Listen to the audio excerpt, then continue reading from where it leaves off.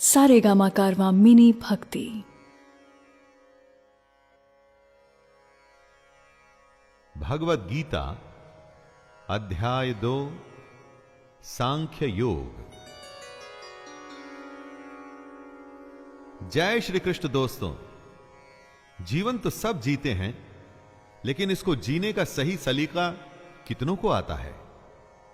यही ध्येय है हमारी इस गीता का। मैं शैलेंद्र भारती भगवान श्री कृष्ण को प्रणाम करते हुए अपना कर्म शुरू करता हूं। जरा ध्यान से सुनिएगा। पहले अध्याय में आपने अर्जुन का विषाद, उसका दुख, उसकी दुविधा जानी। अब श्री कृष्ण उसका उत्तर देंगे और इस अध्याय का नाम है सांख्य योग। इसमें अर्जुन की कायरता तथा उसके भ्रम को लेकर विश्लेषण है, उसका एनालिसिस है। दोस्तों, यहां से शुरुआत होती है उस ज्ञान की जिसके लिए भगवद गीता दुनिया का सबसे महानतम ग्रंथ और ज्ञान का भंडार माना जाता है।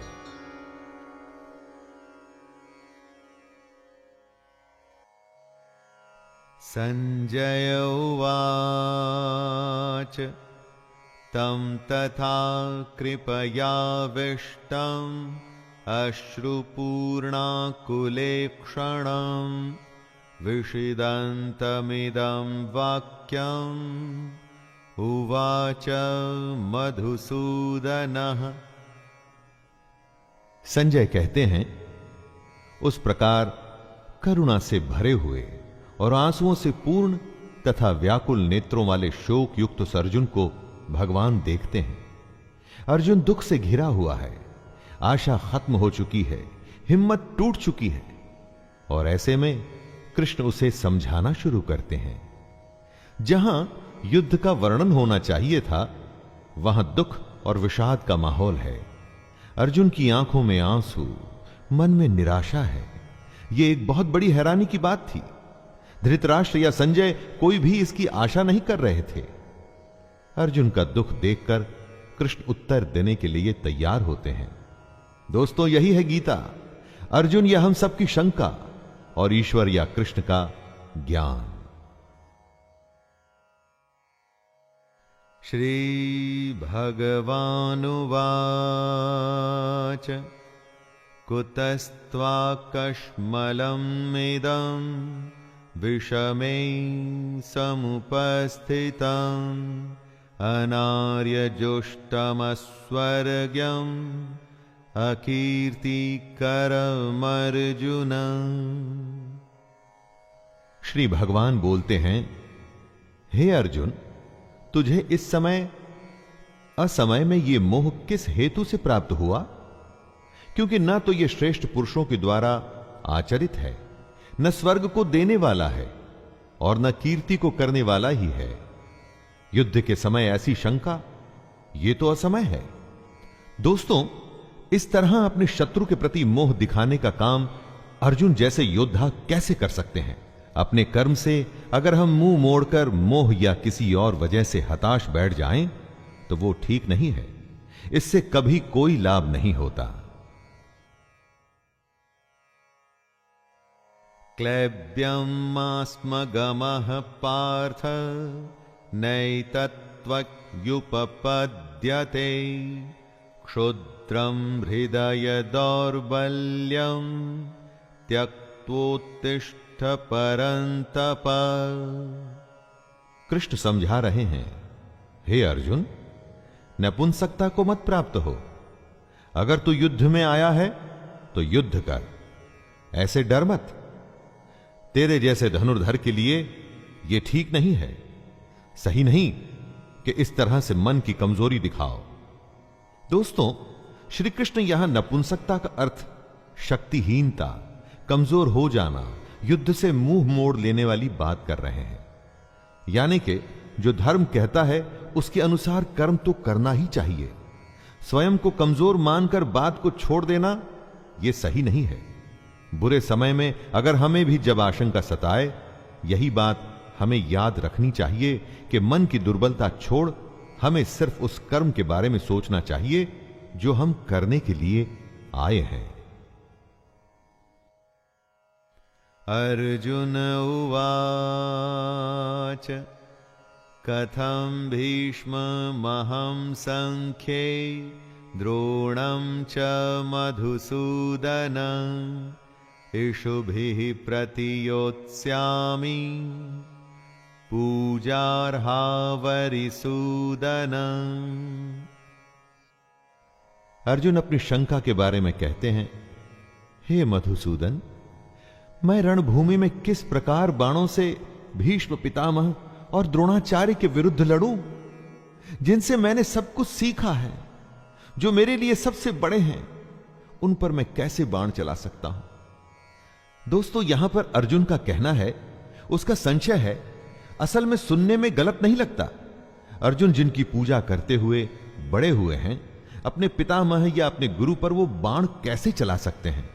लेकिन युद्ध का तो यही काम है। बाण शत्रु और अपने में भेद नहीं करता।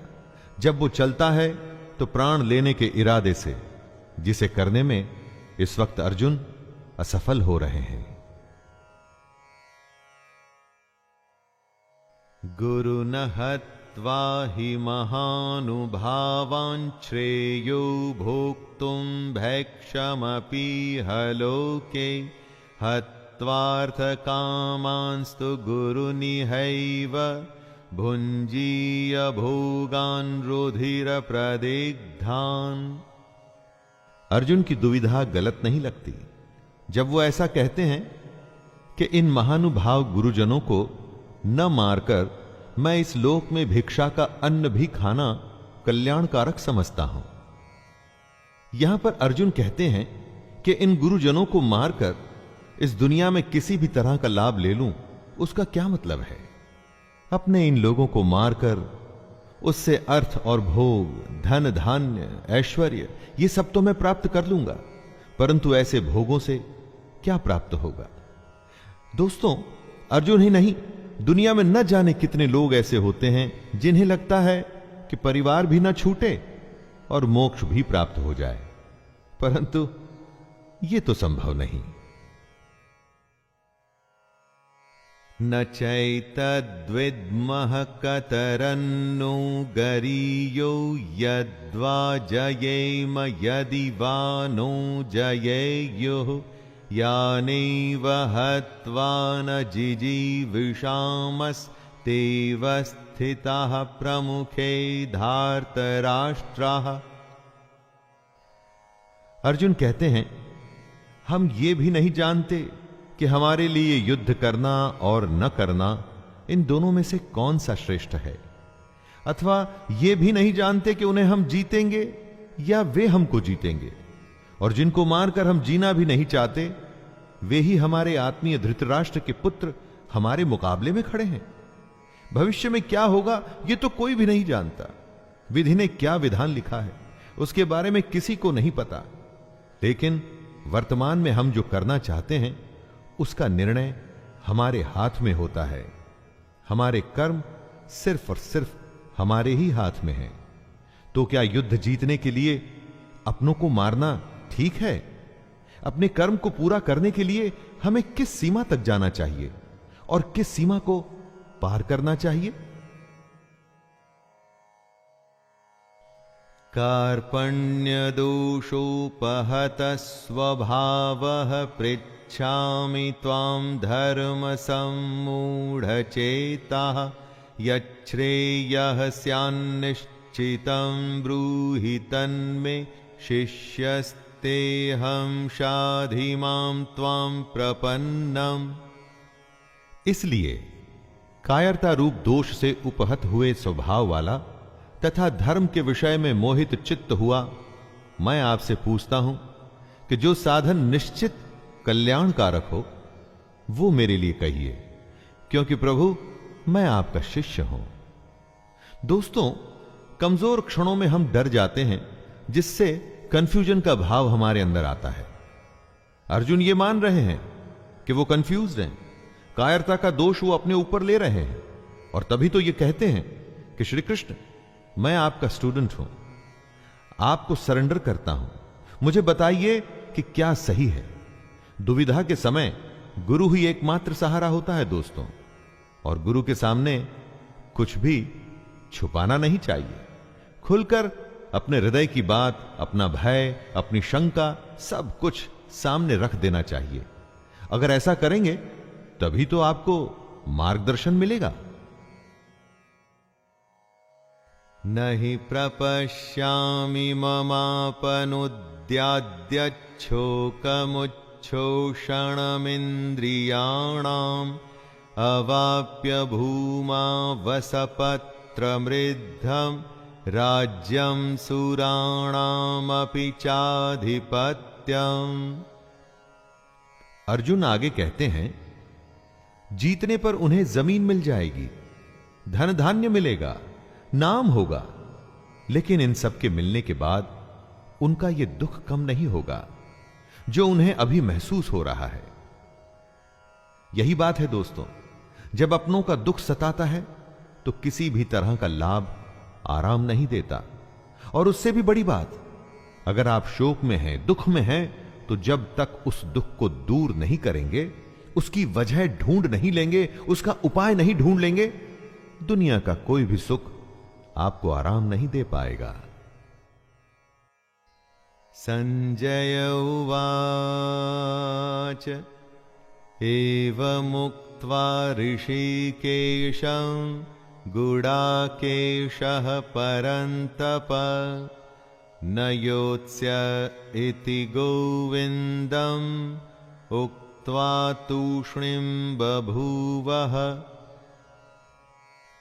संजय धृतराष्ट्र को बोलते हैं, हे राजन, निद्रा को जीतने वाले अर्जुन अंतर्यामी श्री कृष्ण को फिर से कहते हैं, मैं युद्ध नहीं करूंगा। ये स्पष्ट कहकर चुप हो जाते हैं। यानी निद्रा हमारी नेचुरल आवश्यकता है, इस पर दुनिया में कोई भी विजय नहीं पाया है। लेकिन अर्जुन को ऐसा महान माना जाता था कि उसने निद्रा पर भी विजय प्राप्त कर ली थी। और वो ही अर्जुन निद्रा तो नहीं, अपने मोह, अपने डर और दुख से हारता हुआ दिख रहा है। किस समय कौन सी दुर्बलता हम पर हावी हो जाए और कुछ समय के लिए हम उससे हार मान लें, यह कहना बड़ा मुश्किल है। जब अर्जुन के साथ ऐसा हुआ है दोस्तों, तो हमारे साथ भी हो सकता है। लेकिन अर्जुन उस दुर्बलता को जीत के आगे बढ़ा था और उसी तरह से हमें भी बढ़ना होगा। तमुवाच ऋषिकेशः प्रहसन्निव भारत सेनयोरुभयोर्मध्ये विषिदन्तम् इदं वचः। धृतराष्ट्र की उत्सुकता बढ़ रही है। स्वाभाविक है कि एक पिता होने के नाते धृतराष्ट्र किसको जिताना चाहते थे, यह तो कहने की आवश्यकता नहीं है। वो युद्ध में भाग नहीं ले सकते थे, लेकिन युद्ध की एक एक बात को जानना चाहते हैं। संजय बताते हैं कि हे भरतवंशी धृतराष्ट्र, दोनों सेनाओं के बीच में शोक करते हुए अर्जुन हैं और उसके सामने अंतर्यामी श्री कृष्ण, जो अर्जुन को हंसते हुए ये वचन बोल रहे हैं। एक तरफ रोता हुआ कमजोर डरा हुआ बालक जैसे कि अर्जुन, और दूसरी तरफ त्रिकालदर्शी कृष्ण है। शायद कृष्ण को इसीलिए छलिया भी कहा जाता था। रोते हुए के सामने इस तरह से कौन हंसता है? और कृष्ण हंसते थे क्योंकि उन्हें वो पता था जो किसी को पता नहीं था। श्री भगवानुवाच अशोच्यानन्वशोचस्त्वं प्रज्ञं वादांश्च भाषसे गतासु न गतासुंश्च नानुशोचन्ति पंडिताः। श्री कृष्ण का गीता ज्ञान अब यहां से आरंभ हो रहा है दोस्तों। भगवान बोले, हे अर्जुन, तू न शोक करने योग्य मनुष्यों के लिए शोक करता है और पंडितों की तरह मुझसे बातें करता है, परंतु जिनके प्राण चले गए हैं उनके लिए और जिनके प्राण नहीं गए हैं उनके लिए भी पंडित जन शोक नहीं करते। कृष्ण का ज्ञान अंतिम सत्य है। वह अर्जुन से कहते हैं, कि तुम पंडितों की तरह बातें भी नहीं कर रहे और ना तुम ज्ञानियों की तरह बातें कर रहे हो। जो पंडित और जो ज्ञानी होते हैं वो किसी के जीवित रहने पर या जीवित न रहने पर भी शोक नहीं करते, अर्थात इस दुनिया में किसी भी बात का शोक नहीं करना चाहिए।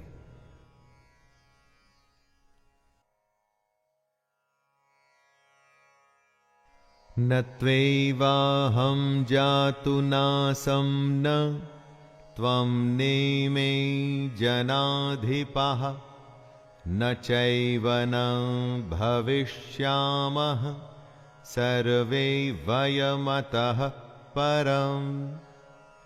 हे अर्जुन, न तो ऐसा ही है कि किसी काल में मैं नहीं था, तू नहीं था, अथवा ये राजा लोग नहीं थे, और न ऐसा ही है कि इससे आगे हम सब नहीं रहेंगे।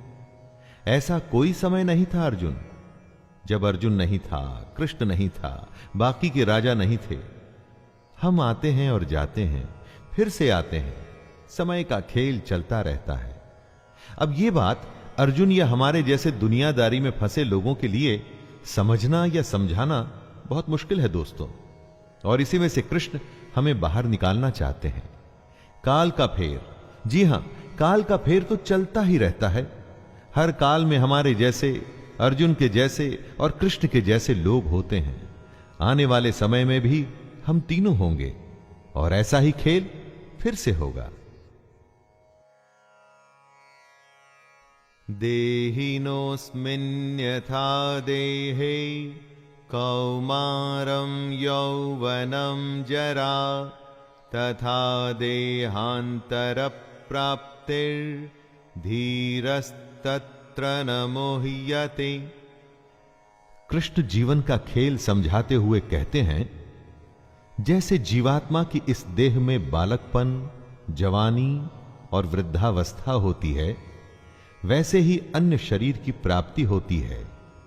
इस विषय में धीर पुरुष मोहित नहीं होता। हमारी आत्मा तो वही रहती है, लेकिन शरीर बचपन से बुढ़ापे तक बदलता है। वैसे ही नए जन्म में नया शरीर मिलता है। दोस्तों, कृष्ण कहते हैं कि बदलाव प्रकृति का नियम है। जो अभी है वो अगले पल बदल चुका है। आपको चाहे वो दिखे या न दिखे, आप उसे महसूस करें या न करें। जब बदलाव नियम है, ऐसे नियम के लिए फिर दुखी क्यों होना? जो नहीं बदलता उसे कहते हैं आत्मा। आत्मा की इस परिभाषा को ध्यान से समझ लीजिए। शरीर बदलता है दोस्तों, आत्मा कभी नहीं बदलती।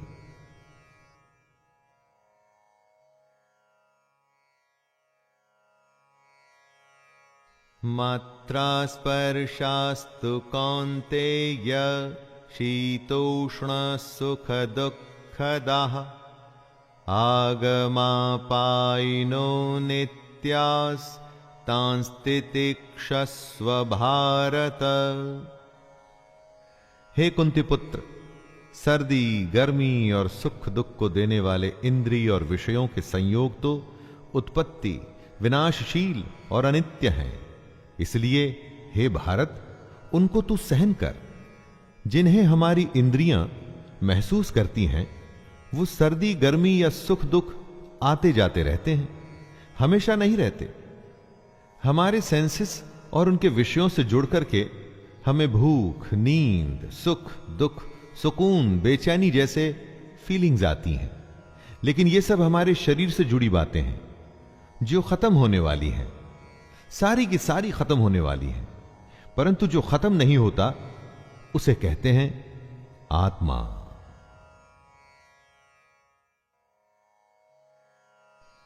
यम ही न व्यथयन्त ये ते पुरुषं पुरुषर्षभ समदुःख सुखं धीरं सोमृततत्त्वाय कल्पते। क्योंकि हे पुरुष श्रेष्ठ, दुख सुख को समान समझने वाले जिस धीर पुरुष को ये इंद्रिय और विषयों के संयोग व्याकुल नहीं करते, वह मोक्ष के योग्य होता है।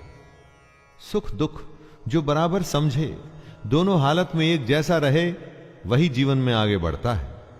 जितनी भी आपकी आयु हो, जीवन में जरा पीछे मुड़ के देखिए।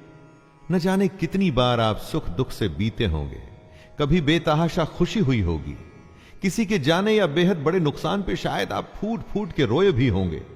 और आगे आने वाले जीवन में भी ऐसा होता ही रहेगा।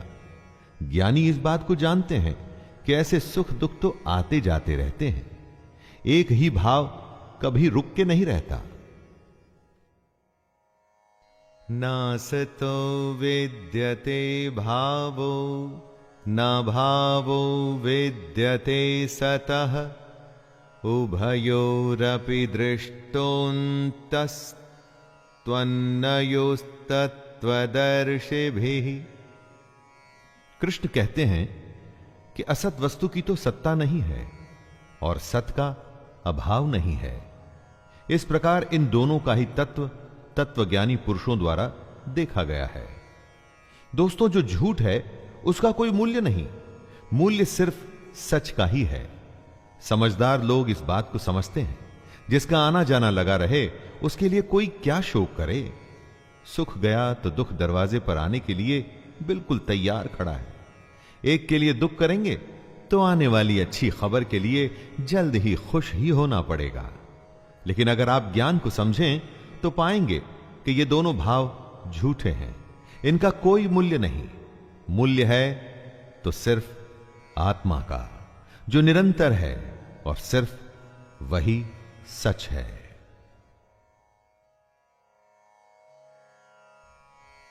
अविनाशी तु तद्विद्धि येन सर्वं इदं ततं विनाशमव्ययस्यास्य न कश्चित् कर्तुमर्हति।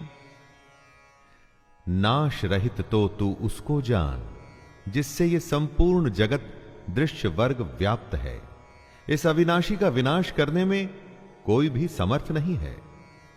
मतलब परमानेंट सिर्फ वही है जिसमें ये पूरा जगत, पूरी दुनिया समाई हुई है, जो सबसे बड़ा सच है।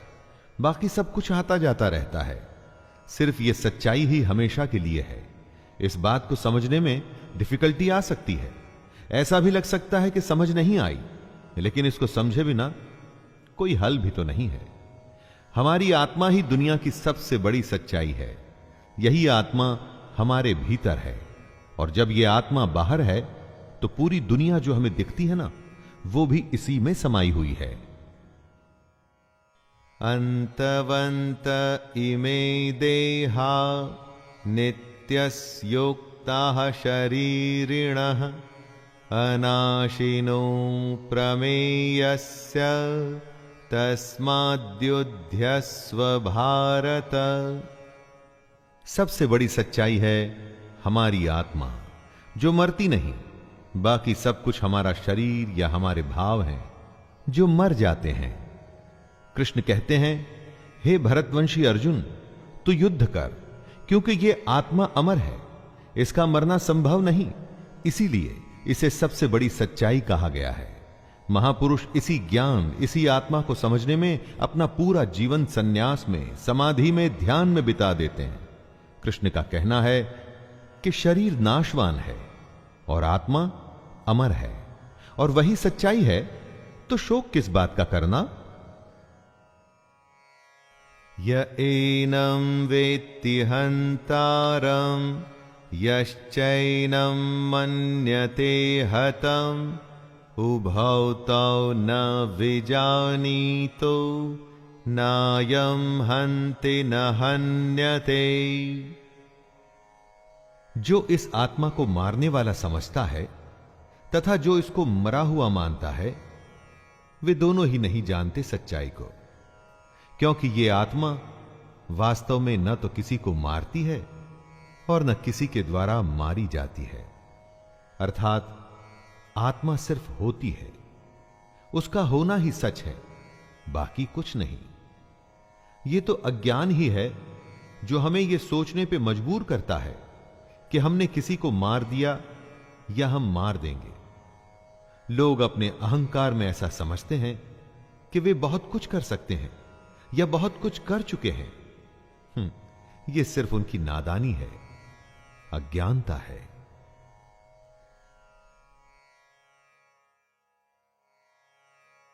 न जायते म्रियते वा कदाचिन्नायं भूत्वा भविता वा न भूयः अजो नित्यः शाश्वतोऽयं पुराणो न हन्यते हन्यमाने शरीरे। कृष्ण आगे समझाते हैं कि ये आत्मा किसी काल में भी न तो जन्मती है और ना ही मरती है, तथा ना ये उत्पन्न होकर फिर होने वाली ही है, क्योंकि ये तो अजन्मा, नित्य, सनातन और पुरातन है। शरीर के मारे जाने पर भी ये मरती नहीं। आत्मा हमेशा रहती है, हर काल में। बाकी सब कुछ आता है और जाता है। आत्मा कल, आज और कल हमेशा रहेगी। गीता की सबसे गंभीर बात का यह मूल है दोस्तों, जब कुछ नहीं था तो आत्मा थी, जब कुछ नहीं होगा तो भी आत्मा होगी। आत्मा को छोड़ बाकी सब बदलेगा, आएगा और जाएगा।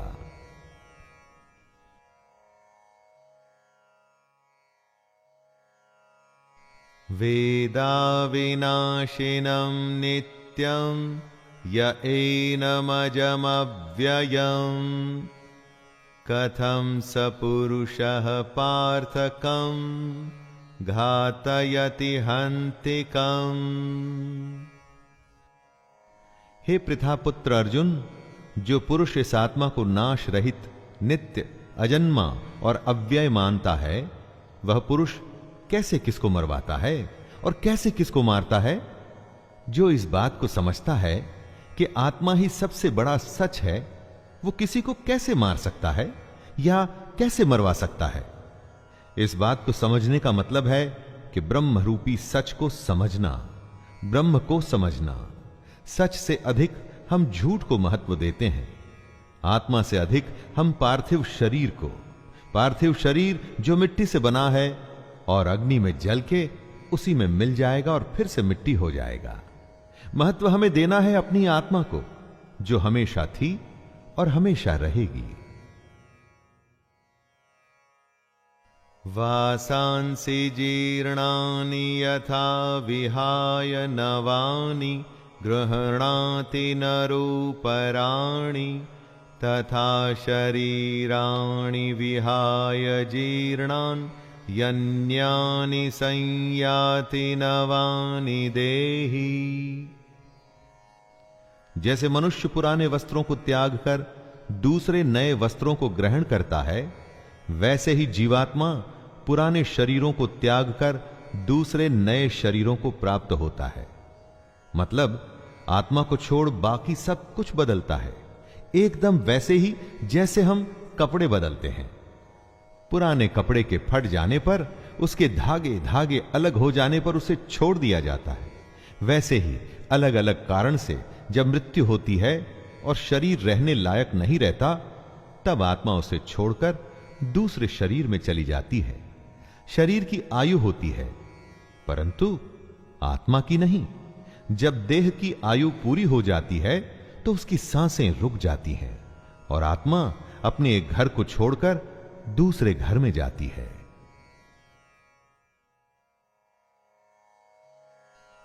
नैनं छिन्दन्ति शस्त्राणि नैनं दहति पावकः न चैनं क्लेदयन्त्यापो न शोषयति मारुतः। इस आत्मा को शस्त्र नहीं काट सकते, इसको आग नहीं जला सकती, इसको जल नहीं गला सकता और वायु सुखा नहीं सकती। आत्मा कोई वस्तु नहीं कि कट जाए, जल जाए या सूख जाए। आत्मा के इसी स्वरूप को कृष्ण समझा रहे हैं। जैसे कपड़ा फटता है, गल जाता है, उसी तरह से आत्मा को कोई वस्तु समझना भूल होगी। उस आत्मा को अपनी इस दुनिया की किसी चीज से मत तोलिए। आत्मा किसी के भी जैसी नहीं, उसका कोई दूसरा उदाहरण संभव ही नहीं। आत्मा अपने आप में विरली और अनूठी है। यह हमसे पहले भी थी और आगे भी रहेगी। अच्छेद्योऽयमदाह्योऽयम् अक्लेद्यो शोष्य एव च नित्यः सर्वगतः स्थाणुरचलोऽयं सनातनः। ये आत्मा अच्छेद्य है, इसे छेदा नहीं जा सकता। ये आत्मा अदाह्य है, इसे जलाया नहीं जा सकता। अक्लेद्य है मतलब गीला भी नहीं किया जा सकता। और निसंदेह अशोष्य है मतलब इसे सुखाया भी नहीं जा सकता। ये आत्मा नित्य, सर्वव्यापी, अचल, स्थिर रहने वाली और सनातन है। सनातन का अर्थ क्या होता है दोस्तों? जो हमेशा से है और हमेशा रहेगा, वही आत्मा भी है। श्री कृष्ण ये बताना चाहते हैं कि हम जो नाशवान हैं, मतलब हमारा जो ये शरीर है, इस पर ज्यादा ध्यान न दें। हम समझें आत्मा को जिसका नाश नहीं हो सकता, तभी हमें मुक्ति मिलनी संभव हो सकती है।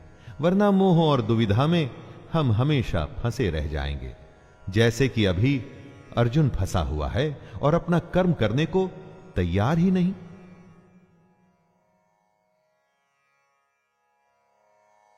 अव्यक्तोऽयमचिन्त्योऽयम् अविकार्योमुच्यते तस्मादेवं विदित्वैनं नानुशोचितुमर्हसि। आत्मा का स्वरूप अव्यक्त है, मतलब इसे व्यक्त नहीं कर सकते, समझा नहीं सकते। इसको अचिंत्य कहते हैं। इसको आप सोच भी नहीं सकते। यह आत्मा विकार रहित है। आत्मा में कोई कमी नहीं होती दोस्तों। कृष्ण आगे कहते हैं कि हे अर्जुन, इस आत्मा को उपर्युक्त प्रकार से जानकर तू शोक करने के योग्य नहीं है, अर्थात तुझे शोक करना उचित नहीं है। आत्मा अव्यक्त इसलिए है क्योंकि इस आत्मा को हम अपनी इंद्रियों से नहीं समझ सकते। इंद्रियां इस दुनिया के लिए है और इन इंद्रियों से हम हैप्पीनेस, सैडनेस, सर्दी, गर्मी, टचिंग, खाना पीना, ऐसी भौतिक एक्टिविटीज करते हैं।